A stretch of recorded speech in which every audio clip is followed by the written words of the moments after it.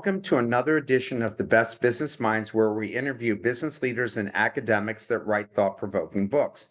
I'm Marc Kramer, a serial entrepreneur who consults with family businesses and entrepreneurs. And currently, I'm teaching entrepreneurship at Vinh University in Hanoi, Vietnam. Today, let's welcome Michael Schank, author of the book Digital Transformation Success: Achieving Alignment and Delivering Results with the Process Inventory Framework. Michael, welcome. Mark, it's a pleasure. Thanks for having me on. Well, we're glad to have you on, and you're a smart guy and you wrote a really interesting book.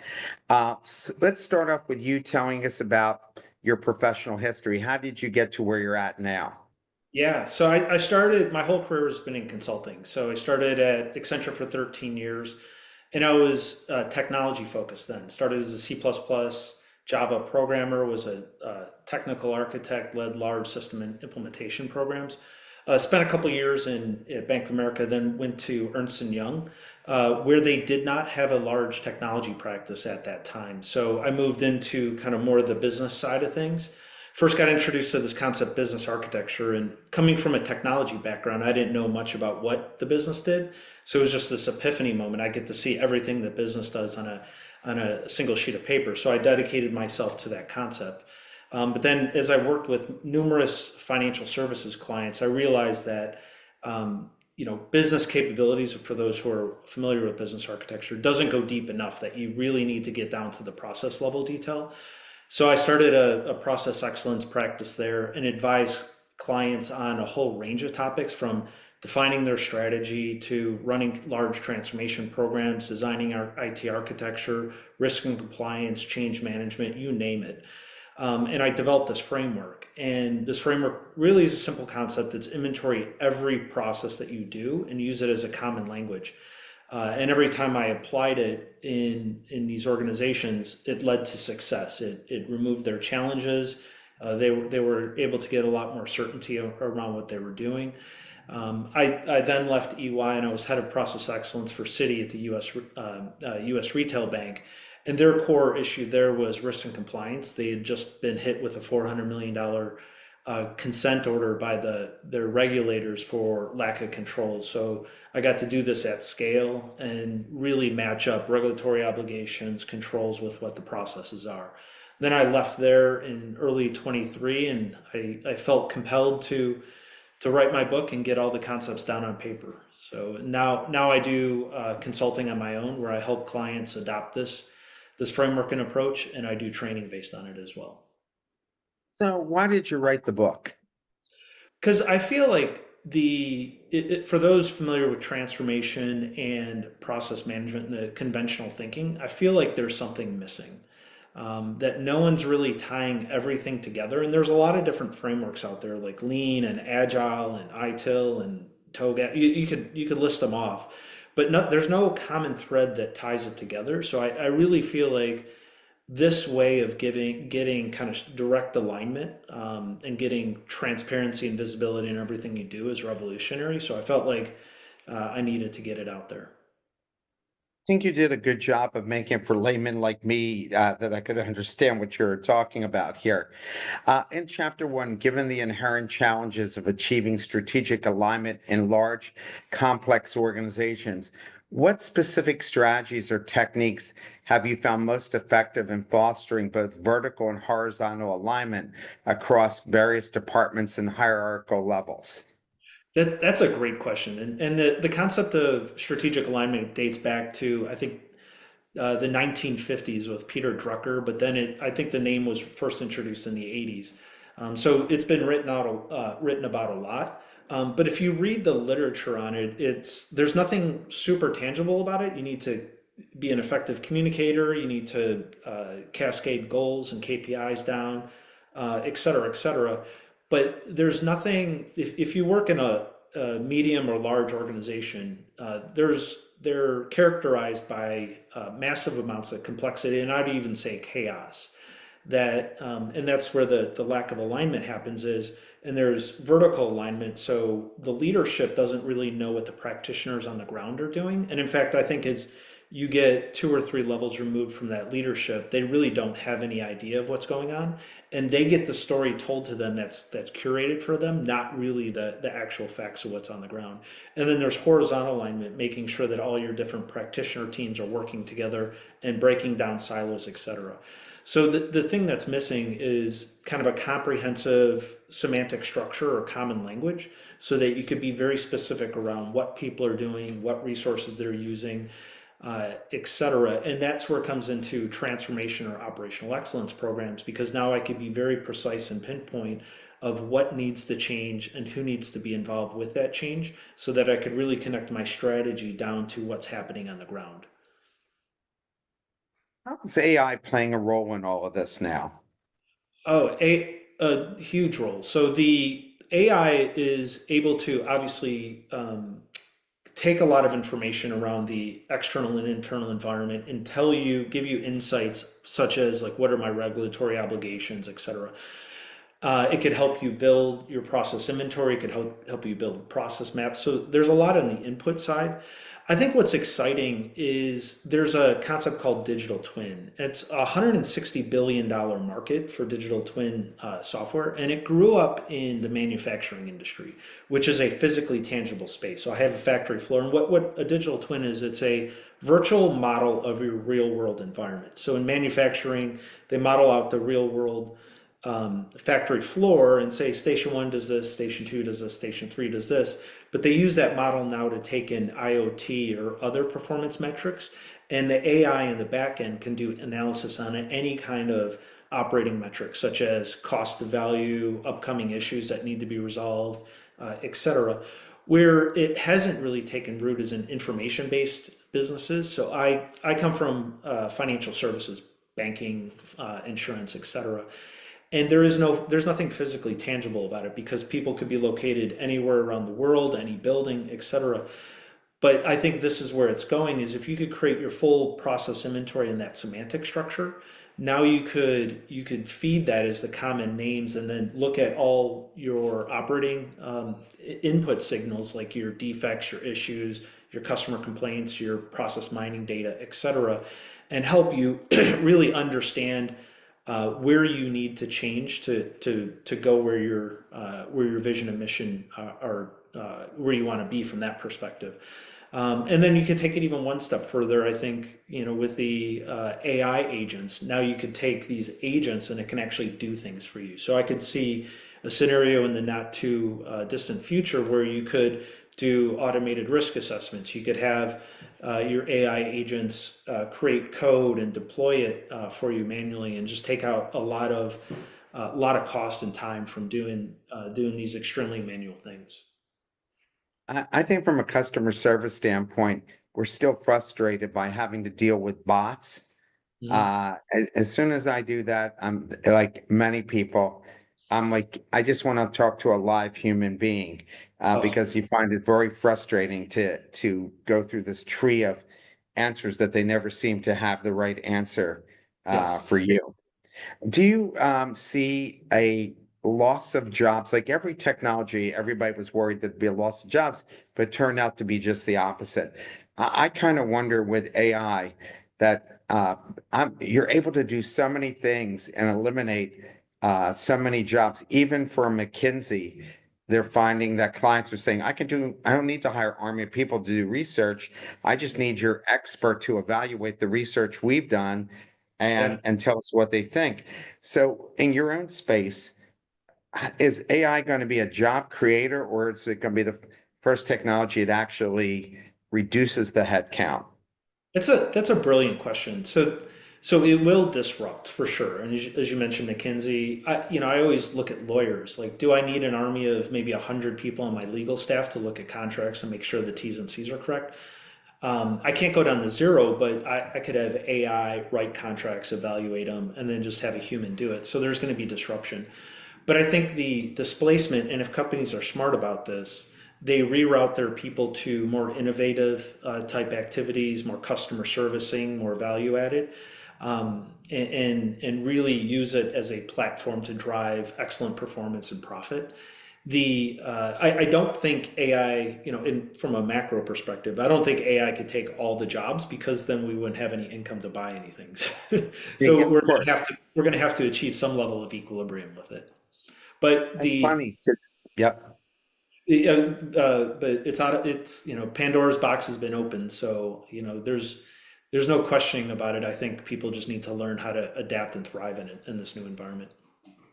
It reminds me of the Jetsons when George Jetson would have his robot go to work for him. You thought, why does Mr. Spacely need George Jetson to send his robot when he can have his own robots? And Yeah. I kind of think that that's going to be a bigger problem, especially as the president tries to draw back manufacturing and expecting the technology people to play a big role in getting people back, but it looks like robots are actually going to take that over and they won't need the people, but they'll still need some of your people to make it all work. Yeah. And you brought up before, like, there's been innovations throughout the centuries and we always manage to adapt and people remain employed. So, while this is a massive disruption, I think we will adjust and the equilibrium will be achieved. For organizations looking to implement the process inventory framework, what are the critical first steps and the estimated resource allocation required to ensure a successful initial rollout? And can these be tailored to organizations of varying sizes and complexities? Because we have a lot of entrepreneurs on this who watch this show. Yeah. So the first part of your question is the first step is it's got to be in context of what's important for your business. So I would evaluate your strategy and understand, what's important in that strategy from a metrics and measures perspective. Is it faster turnaround of change? Is it risk management compliance? Is it growth and ability to create great products, et cetera, whatever it is, because that's going to be the foundation for how you design this framework. There's a lot, and if you read the book, there's a lot of data you could align. There's a lot of different models. It's really scalable to a lot of different perspectives. So you have to understand the context. And then you also have to get senior leadership on board. So it does require talking to a lot of people, and it's you've got to have that senior champion that will defend the concept, that will open doors for you, et cetera. In terms of the resource counts, it's actually a lot less than you think because I separate out when I talk about process inventory. It's really just the first step is just identifying processes. It's not even creating process models because that identifying and creating that taxonomy, which is just a layered view of what your processes are, gives you that common language and that transparency of what's happening on the ground in any individual organization. So you could do it with a light footprint. But really what that gets you is that systems thinking, understanding that your organization is made up of thousands or tens of thousands components. If you think of all your people and your third party vendors and your technology, et cetera, understanding all of that in a systematic way is the key to driving change in any kind of meaningful and efficient way. From a small business perspective, it absolutely applies. So in the scales I've worked, obviously, large organizations, but for an entrepreneurial type of person or mindset, the life cycle is you start out and you're focused on growth because you want to achieve revenue and start scaling, et cetera. But there will be a point where margin and profitability really becomes the core focus, and understanding where you spend your time, how you spend your money, and optimizing that really becomes important. So that's where this framework gives you all that transparency and insight so that you can optimize your operations. In chapter 2, regarding the maintenance of the process inventory, what specific strategies or tools do you recommend for integrating it into an existing management practices to ensure that updates and changes are captured and attested to on a near real-time basis, especially with organizations' rapidly evolving procedures? Yeah. So first, let me start with how it's even created. So, we talked about AI, and AI can help you tremendously. So if you have good procedure documents, for instance, you could feed it into, say, a chat GPT, and it could give you a list of processes. But ultimately, it's an interview process. So you have to start at the top of the organization. You ask a simple question: what is it that you do? And you talk to maybe a head of a business unit. He'll say, I do A, B, and C, and D, or whatever. You go down to those leaders, you interview them, and you keep walking down this organizational hierarchy until you capture all the processes. In my framework, being complete is absolutely important. But then I do attestation going bottoms up. So I ask, starting from the lower level practitioners, is this a complete and accurate inventory of your processes? And I want them to be formally on record, either via email or some workflow, that yes, this is accurate and complete, because they have to trust it if they're going to use it. And then I keep walking up the chain until I get the leadership to sign off on it so that everyone's on board with this. Now, in terms of keeping it up to date, that's a great question. I get it all the time. Is that, organizations change all the time. There's really two ways to do it. One is to do a periodic reattestation, where you ask the teams again, has anything changed in the environment? You make adjustments and get them to sign off on again. But I think the more important way to do it is to integrate it in everything you do to operate your business. So change management, risk management, operational excellence, enterprise architecture, you name it. The more people that are dependent on it, the more people have a vested interest in keeping it up to date and accurate. Then you could get real-time updates and real-time attestation so that everyone can trust what this looks like. Given the process mining is presented as a complementary addition to the manually collected process inventory, what are some of the key criteria or organizational readiness factors that should be considered before investing in the process mining tools, which is a very expensive proposition? And how can organizations ensure effective harmonization of process mining outputs with the existing process inventory? So, yeah, it depends on what you're trying to use process mining for. If you have a pain point in a process, like opening accounts for customers or you name it, and you really want to dig into the details and understand how it works, process mining is a great tool because it gives you the data-driven facts that come from the log files. But it does come with a cost in that there does take, depending on what you're doing, it takes some amount of time to orient the process mining to the log files. If you're trying to manage your organization from an enterprise perspective, it becomes really difficult because you'd have to do mining on every single system, and you'd have to harmonize that data into what the structure of your organization is. And that's where process inventory comes in, because you have that semantic structure for everything your organization does. Now, if you could take that output, and that output will be, and it could create process models, et cetera, but there's going to be a lot of overlaps and redundancy from what's created. But if you could take that output and now orient it to specific named processes in your process inventory, now you could put it in larger context to your business.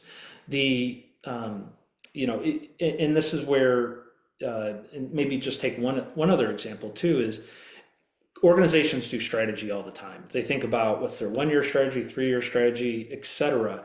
And there's a process that goes on there where, leadership will evaluate your vision and mission, who you are, why you exist, where you want to go. But then one of the key steps they'll do is an environment analysis. So you do an external environment, you look at opportunities and threats, and that could be from competitors, now the global trade environment, whatever it may be. And then you do an internal assessment, understanding where you're strong and weak relative to expectations, to the value you want to deliver to your customers in the market. And if you do that, now leaders can create a heat map of where they want to invest their change dollars to. But you can only do that with that complete semantic structure, that complete map of what your organization does.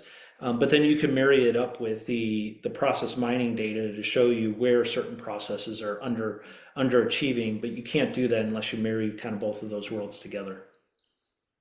On chapter 3, given the distinction between strategic and operational use cases in digital transformation, how do you recommend organizations effectively balance and prioritize these use cases, particularly when faced with limited resources and the need to demonstrate both short-term gains and long-term strategic impact? And I'm wondering, does AI play a role with this in terms of you running these scenarios through AI?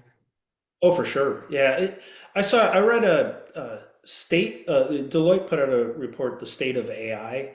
And one of the things that I thought was fascinating is that a plurality of respondents said where they wanted to go is they want to deeply embed AI in your processes and your functions. And you really can't do that unless you know what your processes are at scale. So balancing it is, there's a couple points. One is the really come down to what is important to your organization. Every organization's different, and make sure that you're meeting the needs that your leadership cares about. So that's where you need to do a little bit of strategy and understand that you're addressing a pain point that keeps your leaders up at night. In terms of and I'm sorry, the last part of your question was, I'm drawing a blank. My last part of the question was about the using of the AI. Oh yeah, yeah. So I think AI is, if you could embed it deeply in your processes, then you're going to get a lot more insight in terms of how things work, the quality that's coming out, the cost relative to value. You're going to get all this information which has not been available to date in any other method. When initiating a pilot implementation of the process inventory framework, what key metrics or indicators should organizations prioritize to define and measure the success of the pilot? And how can these metrics be used to inform subsequent scaling efforts across the enterprise? It's a great question. If your organization, for instance, is worried about agility because your market's constantly changing, and I wrote about Netflix and how fast, and it gets into microservices, but how fast things are moving, and they change their environment to be microservices based. That could be a good example. How fast can I turn around change? How efficient am I in my change process? How clear am I with my users in terms of getting them to adopt a new process? That's just one example. There's many different use cases there. But any organization doing a pilot, I would start small. I would just take one part of the business, be laser focused on what's important for that organization, then get some quick wins, and then show it to leadership, and then continue to build the support. Any leader of a process management or process center of excellence or process capability is going to always have to do storytelling. So you have to tell the story about what you've accomplished, and then open the door to other parts of the business and other use cases so that you can expand and ultimately make this the fabric for how you operate your organization.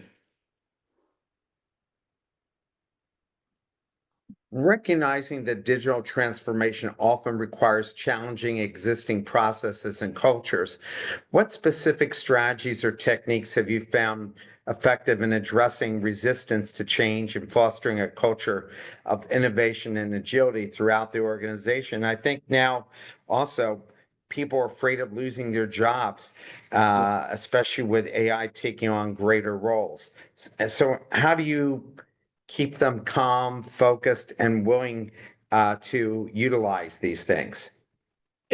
So I always go back to kind of employee engagement theories. So one that I like is Herzberg's two-factor theories, and it just understanding kind of what motivates an employee. So in that theory, there's positive motivators and negative motivators. So negative motivators are things like your pay, your title, things like that.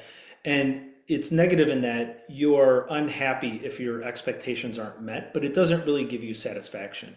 What gives you satisfaction is the positive motivators of being able to accomplish great things, recognition. Really at the end of the day, when you go home after your day's work, is you know that you've accomplished something. So with that being said, I think a key to kind of changing your culture is really two things. One is accountability. So making sure people are clear of what they own. So, and then autonomy, which is giving them the ability to make changes in their own environment. And I wrote about in the book this concept called democratized innovation, which many companies are doing, which is most historically, a lot of innovation has come top down or from a centralized innovation or R&D team, et cetera. But now if you understand that every employee has some level of expertise in what they do, and if you could tap into that, now you could make your entire organization engine of innovation. And so leadership, from that autonomy perspective, leadership has to set the tone that we value experiments. We understand not everything's going to work, but there's going to be some great innovation that happens out of it. But then through the process inventory, you're really detailing out. So when I construct the process inventory, I put a named person over each process, not just for change, but also operating it. So now I say, you are responsible for this process, and I've given you flexibility to find any kind of change that you have, that you could drive through with it. But also, you need to arm them with tools and information, because in these complex and chaotic environments, people just don't know, like, what's the technology environment that supports my area, what are the upstream and downstream processes, and who's doing what. And that's what process inventory does, is by collecting the inventory of processes and then aligning all your resource data. What are my systems, the third parties, risk and controls, etc. I give everyone a single source for how everything works, and now they could be more effective in driving innovation in processes, products, or whatever that they're accountable for. In chapter 4, beyond the qualitative benefits, how can organizations qualitatively measure the specific impact of implementing process inventory on achieving operational excellence goals, and what key performance indicators, KPIs, which we're very familiar with in Asia? Everything's about the KPI. Yeah. Would you recommend tracking to demonstrate this impact to stakeholders? Yeah, I have a whole framework that kind of lists different KPIs, and it depends on what your focus is. But there's customer experience, obviously, and that's net promoter scores, customer engagement or satisfaction surveys. There's employee engagements.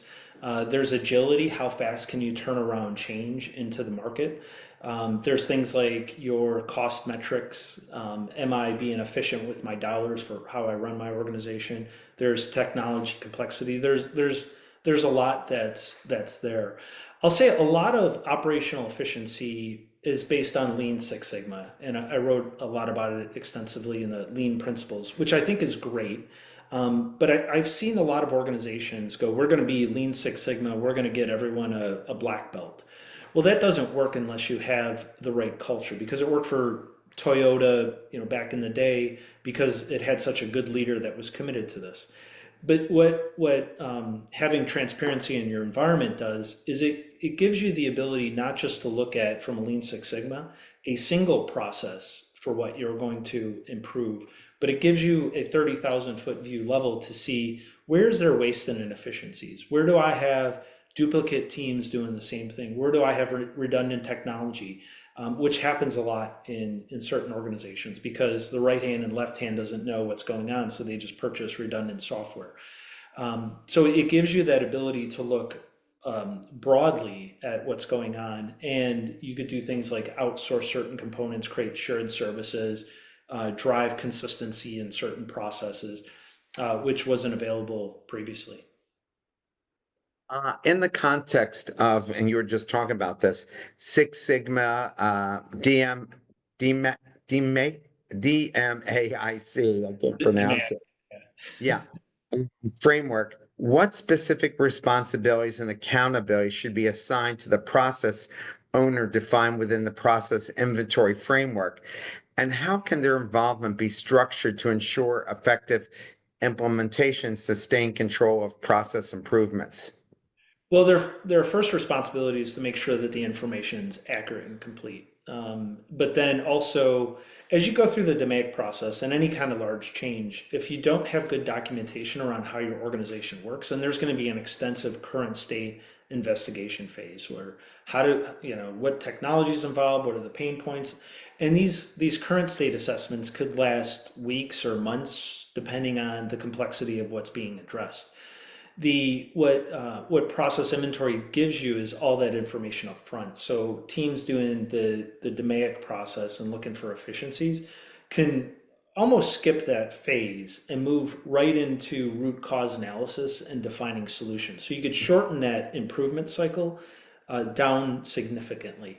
Now, what a process owner needs to be responsible for in that change cycle is they should be approving the requirements, and they should be testing things, make sure it works, make sure that all your documentation around your procedures, your requirements, et cetera, are up to date. because they're the ones most intimately familiar with that process, and they are the ones that need to sign off on everything that happens. So, process inventory and really the data that's constructed from it is just a great platform to drive any kind of efficiency at scale.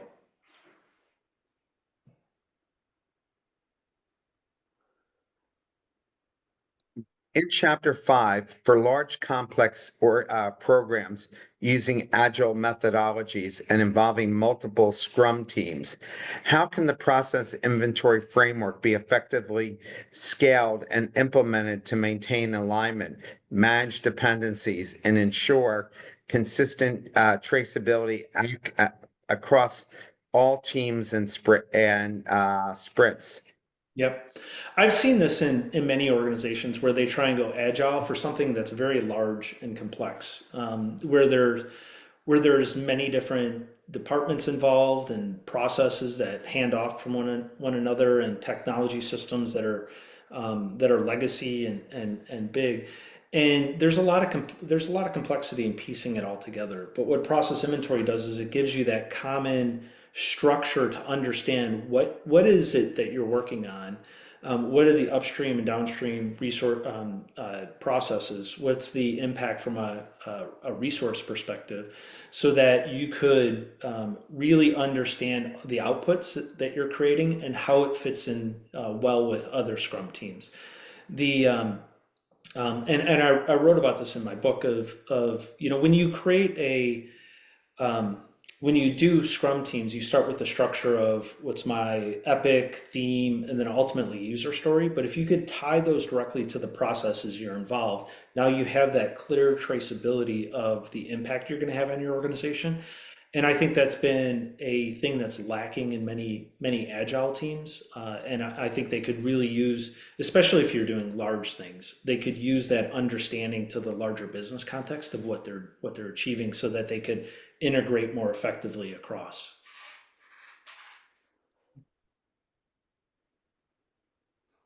Beyond qualitative assessments, what specific quantitative metrics or methods do you recommend for measuring the impact of process inventory on organizational change management effectiveness, particularly in terms of adoption rates, resistant levels, and overall success of change initiatives? There are many. So first, I would start at the beginning of the process, which is even your portfolio investment process. So where you're putting your dollars. In a lot of organizations, it's based on the strength of the advocate and not necessarily what's really important for the organization. So if you could start with your strategy and create a heat map type a view of what's important from me, and make sure that the dollars, your discretionary change dollars, go there. That effectiveness of your change budget is one metric. Then it's the clarity and the impacts, and really the speed and so am I hitting my timelines? Am I hitting my budget? Am I delivering what the user ultimately wants? And if you have the structure, now when I create my charter, I get to say what specific processes are impacted. I get to be precise. And once I understand that, now I can understand who's the process owner, what technologies associated with it, who does development and testing for that technology, et cetera. So I could create really clear work plans that estimate out what the change is going to be. But then I could take that down really every deliverable in your change lifecycle. So your design, and especially we'll talk about microservices, but are my designs anchored in what my business does? My testing, because ultimately you need to test that the process is working as expected. From a organizational change management, I think is a key one too, because especially if a project is driven more from a technology perspective, users may not understand what they need to do to operate in the new environment. So by being specific on what processes are changing and how those change, you could create better procedure documents and job aids, and create training specific for them, so that they could hit the ground running and be effective with that new process as soon as it's deployed. So it's really all about agility, hitting budget, hitting timeline, being effective in your technology spend. And those can all be converted into KPIs to see measurable impact to the organization. When you're planning for this as a leader, how much time do you have to give yourself? And, and how many people were involved in these kinds of projects? And what is like the initial ballpark cost? Because it's just like, people say, I'm going to sue somebody, but they don't realize the starting number is $50,000 just, just to kick it off before Yeah. anything even happens. So, in your line of work, what's this look like? It's actually a lot less than you think. And I'll give you one example. So when I was at Citibank, I was doing a detailed process inventory across the US retail bank. I had four people just doing process inventories. And I just want to be just separate out the process names versus the process models, because if I have the process names, I could work with leaders later and say, which one's based on some prioritization scheme that we put in place. Do you want these modeled? But just to understand the process names, I had four people that over a year did over 60% of the processes. And I estimated that, when it was all said and done, that it would have been about 10,000 processes in total. So you could be very efficient. And to be efficient, I lay out an approach in my book, but you've got to be very cognizant of the stakeholders' time and who you're interviewing, and use as much available information you have so that you could create a first working draft, because it's always bad form to walk in to a stakeholder meeting with a blank sheet of paper. So come with them that you think is pretty close or directionally set, and then they could do adjustments. Oh, you're missing this, this is wrong, etc. And then do the changes live, real time on the screen while you're talking to them, so that you go out of that meeting with a correct output, and there's no back and forth of edits post that. But usually, if I take a single team, I could, in two meetings, I could have it signed off on. So it's all about the approach you could take, but you could do this very easy. With small and entrepreneurial organizations, you don't even need necessarily a dedicated team. Just lay out the roles for somebody who's got an eye for maybe your chief operating officer, or somebody who's focused on efficiency, and make sure that they're doing this in a very efficient manner, but then leveraging it to get all the benefits that we've talked about.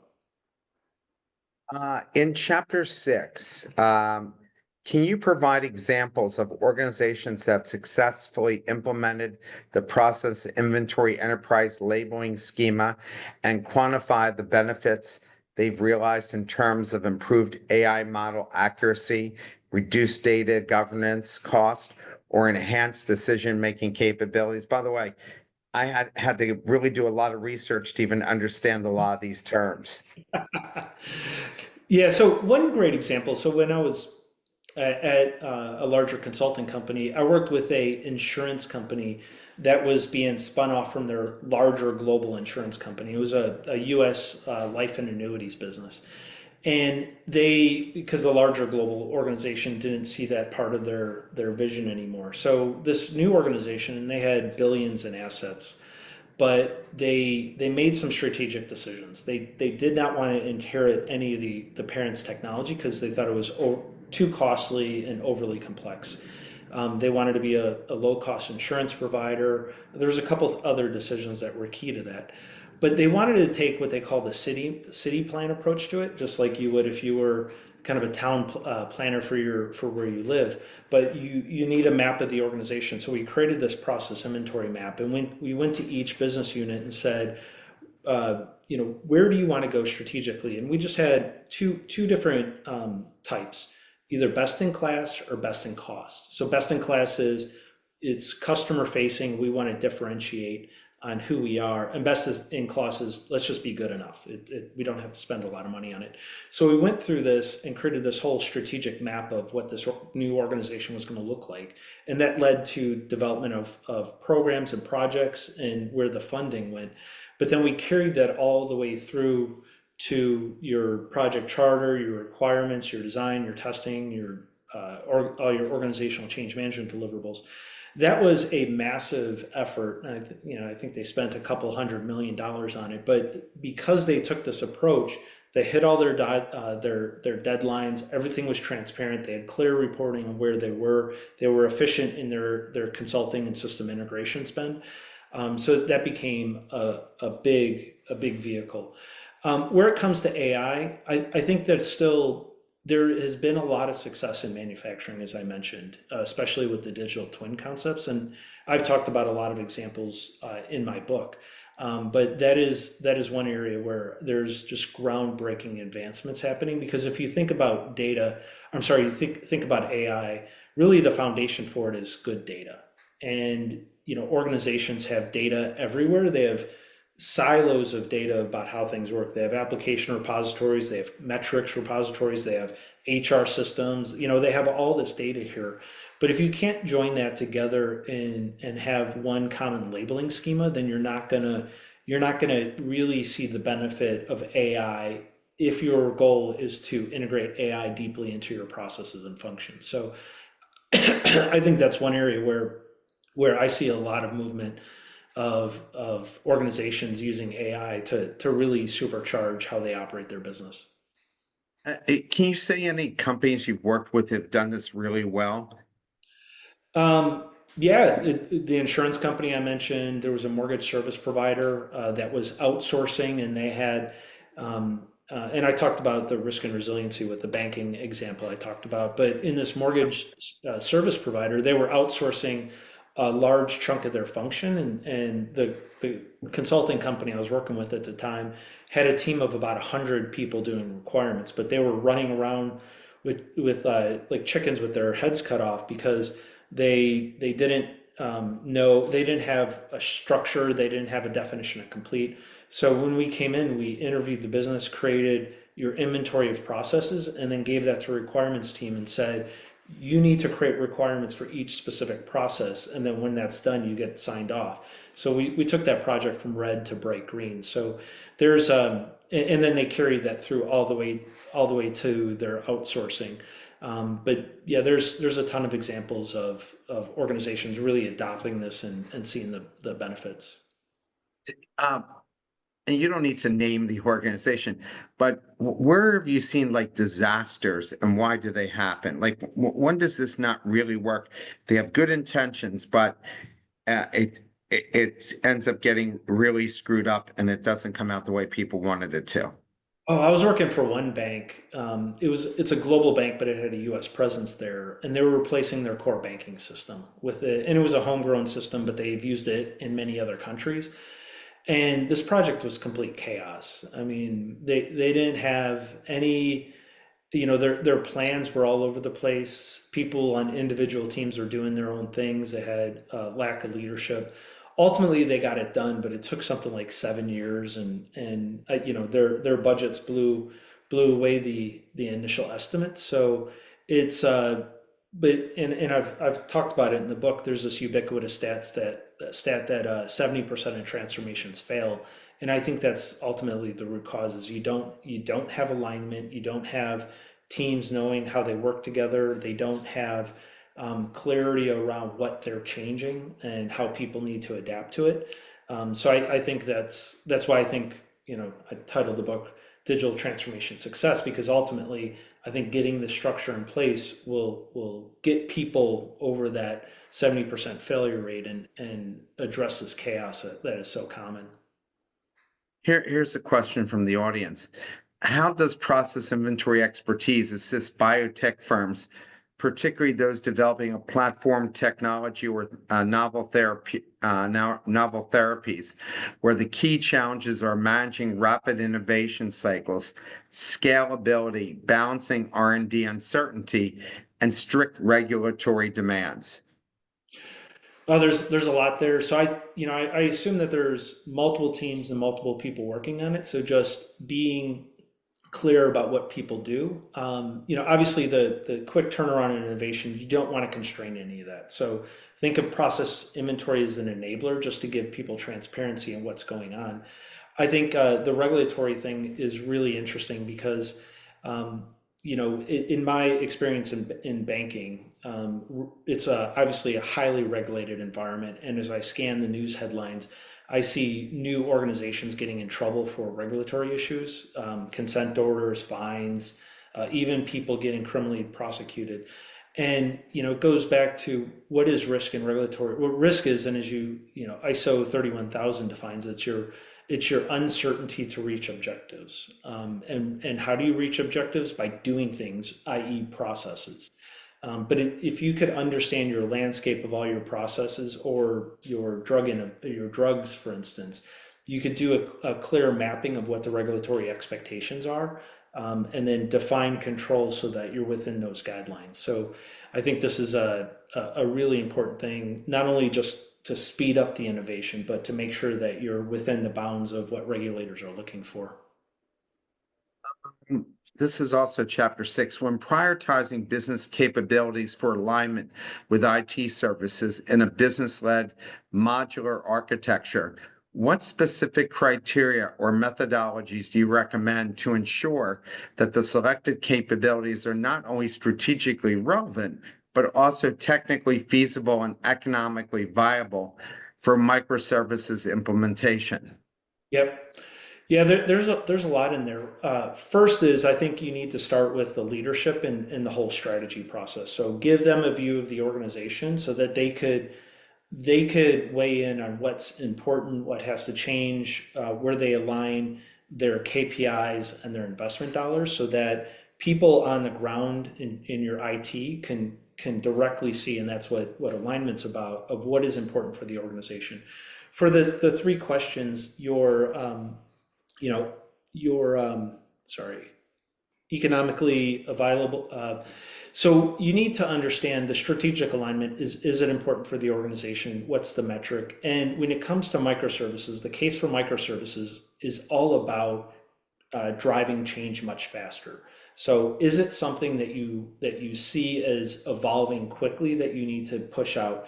Because microservices are really smaller applications that are fully independent of others. So in the whole cases, instead of taking 9 months to push out a change, I could do it in a matter of weeks because I've removed those dependencies. From a economic viability, you just have to do the same thing in terms of the cost benefit analysis. Is the cost of doing the microservice outweigh the benefit of doing the microservice? Does it outweigh the cost? And from a technical feasibility perspective, it's all about, is this actually something that could run independently? Can you have its own database? Can you separate it off from other applications through well-defined interfaces? So it's a whole process, but when people define microservices, they have to anchor to something about what the business does, and that's business capability models. But I don't think that goes far enough. That's where I think microservice designers should evolve to use something like process inventory, and those two things mapped together becomes really powerful. And just real quick, just definition wise, business capabilities are organizationally agnostic. They're what your company has the ability to do, regardless of where it happens. And that's an important concept. I provide payments, or I manage customer accounts, etc. But in certain organizations, that can happen in multiple spots. So when I was at Citi, for instance, I can open an account in the mortgage business. I can open credit card accounts. I could open retail, wealth, et cetera, et cetera. But if you have your process inventory, you have all that specifics of what each business does. But if you could map it to business capability, when someone says that this business, when the leadership says this business capability is important, they could trace it to specific processes, so that specifically what people are, how they operate in those, what technology's there, what risk profile, and you could come up with a plan that to comprehensively improve that capability per leadership's direction. Well, what's the cybersecurity concerns here, and how soon do you bring the cybersecurity expert onto the team? That's an interesting question, something I've debated. So there's cybersecurity when it comes to processes like, phishing or things like that. So if you understand your processes, then you could look at what are the cybersecurity risks of operating that process, and the different resources involved, and put it on there. There's a more of an infrastructure component of cybersecurity, like your denial of service attacks, et cetera, that process inventory becomes less useful for it. But I certainly think all kinds of risk would benefit from ops resiliency, operational risk, regulatory risk, you name it, can benefit from a clear understanding of what the business does. In Chapter 7, how does the process inventory framework ensure that controls are effectively implemented and align with specific processes they are intended to mitigate, particularly in complex organizations where processes may span multiple departments or functions, which you probably handled a lot in the banking area? Yeah. Yeah, this one's near and dear to my heart. So in a bank, for instance, they'll have something called a GRC tool, which is governance, risk, and compliance, and that core to that platform is your data, which has all your risk data. But ultimately, it comes down to the structure is what are my processes, and what are the risks on those processes? What are the controls that manage those risks? And that's a pretty common data structure within those. Where most organizations get it wrong, especially banks, is that first process part and really your process taxonomy. So I've seen a lot of organizations that have a generic taxonomy that covers all their various lines of businesses. So one organization I was working with had 13 level one process areas in their taxonomy for all their various businesses. That creates problems when teams on the ground are doing risk assessments, because they look at this taxonomy and say this isn't what we do, but you have to use it. So you do a lot of interpretation and assumptions when you're mapping this. But then when other people on the ground look at that data, they can't understand really what it is. So the data quality in these platforms becomes a real challenge.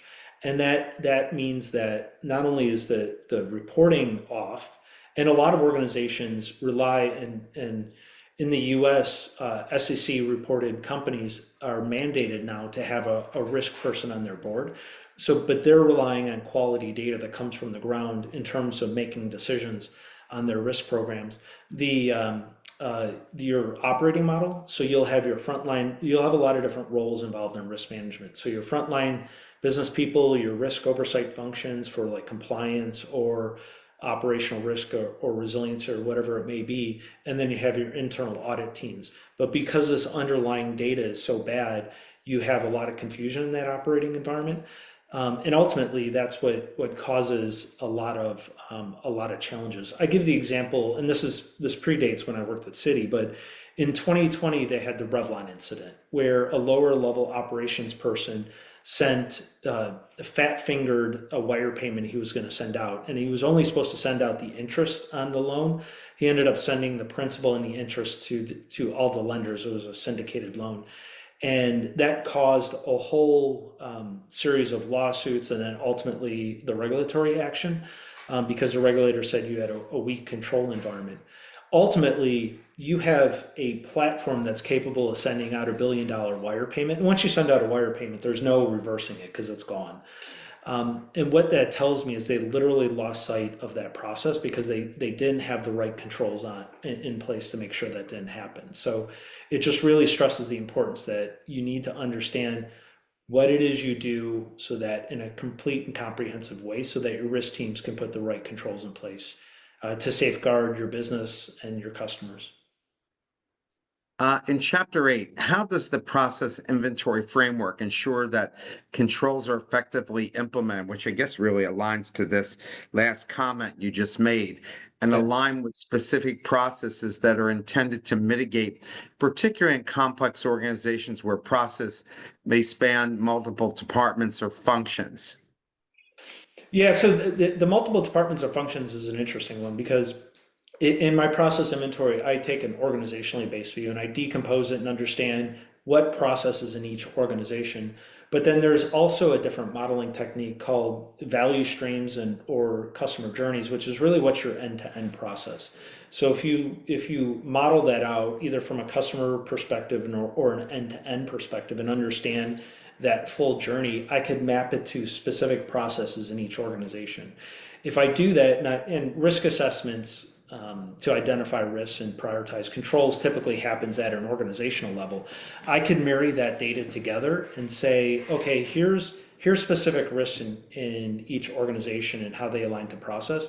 But because I've tied that to my end-to-end process, now I could look at it from an end-to-end perspective and understand where are there risky points in that whole journey that span and that process that spans organizations. There's also a lot of organizations are looking for risks based on their products or services. But if you could take each of the processes and map it to what product or services it supports, now you could start to build a view of the risk profile of those products and services. In chapter 9, regarding the strategic alignment, what are some practical strategies for ensuring the process models remain aligned with evolving organizational strategic goals, particularly in dynamic environments where priorities shift frequently? I think and you mentioned it earlier, it's all about aligning your metrics to your process inventory and cascading those down so that people people throughout the organization know what's important at a high level, and this gets back to alignment. But you understand what metrics the organization is driving to, the goals, et cetera, but you filter that down into each individual process so that there maintains that cohesiveness between what senior leaders care about and what people lower level on the ground are actually doing. So it's critical to have all of this tied together in one coherent manner. Concerning stakeholder engagement, what are the most common challenges encountered when engaging stakeholders in process inventory and modeling process? And what techniques can be used to overcome resistance to ensure active participation?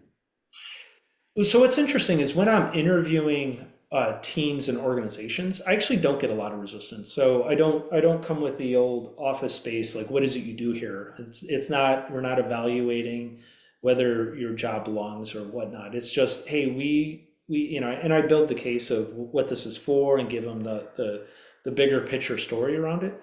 But usually there's not a lot of resistance when collecting the process inventory. There's a lot of resistance in organizations because there's a lot of people married to the existing way of doing things. And you'll have to overcome that. And you do that through just persistence, through showing the examples and how it can make things better. And then just continuing that value story, showing metrics, and then building champions at the senior level and really at all levels of the organization until you ultimately get buy-in. I guess we're down to maybe the last question here. In chapter 10, the chapter emphasizes the importance of user experience, particularly differentiating between contributors and administrators and the large group of viewers. Beyond providing persona-centric interfaces and training, what specific governance mechanisms or adoption strategies have you found most effective in ensuring the BPA, you don't have to explain what that is, platform because deeply embedded and consistently utilized all relevant stakeholders, truly serving only the central hub for an operational understanding and decision making? Yeah. So when it comes to like the modeling platform, so essentially they're databases where you collect all the data and align it to that common process inventory structure. Who adds to it is typically a smaller set of people who understand the tools, and it could get quite complex and technical, and there's a lot of standards and et cetera, and that's your modelers, et cetera. So you want to separate out who does the modeling, and that's typically in your process center of excellence or other teams that have signed on for this approach. But you really want to, from a contributor perspective, just really use your business users for their knowledge. What is it that you do? How do you do it? Get all the information about resources, so that they're not weighed down by the complexities of some of these tools. And then focus them on how they can make their life better by using this information to do a whole range of things from strategy to transformation to change management, operational excellence, IT architecture design, and risk management. I have to say it was a fast hour, and your book made me work harder than any book I had to read just to understand what you were talking about. But I thought it was necessary, and it seems kind of timely now because I keep wondering, with the things that President Trump is doing, when will services get hit with those tariffs? as well, because mostly it's all products, right? Yeah. Not really talking about services. And you're using services from India and all and companies all around the world, all making this contribution to Yeah. making sure IT runs efficiently.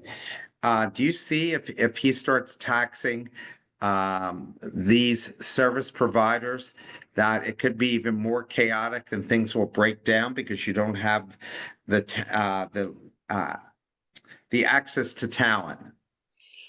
Maybe, I think what you're going to see is, and I think this is his goal, is to move a lot more businesses to the US and rebuild our manufacturing and our service landscape. So what, so you're going to have clarity, especially if you're moving from, say, a service center to the US. Have clarity on what it is that you want everyone to do in very, very detailed terms and concise terms, so that you could do that transition effectively. It's not going to be something that happens overnight, That's just but going to say it's going to be years. it's going to be years. I mean, I saw Apple opened or is investing $500 billion in U.S. manufacturing.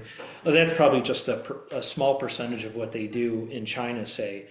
So it'll take them a decade plus if they were ever to move fully to the U.S. So it's certainly a changing trade environment, and we'll see what happens. Well, I thank you so much for taking the time to speak with us. I think everybody really enjoyed because nobody moved off listening to you the whole time. So I thank you so much for taking the time, and I hope you'll write another book and we'll have you back. Perfect. Thanks, Mark. Thank you so much for having me. This is a pleasure.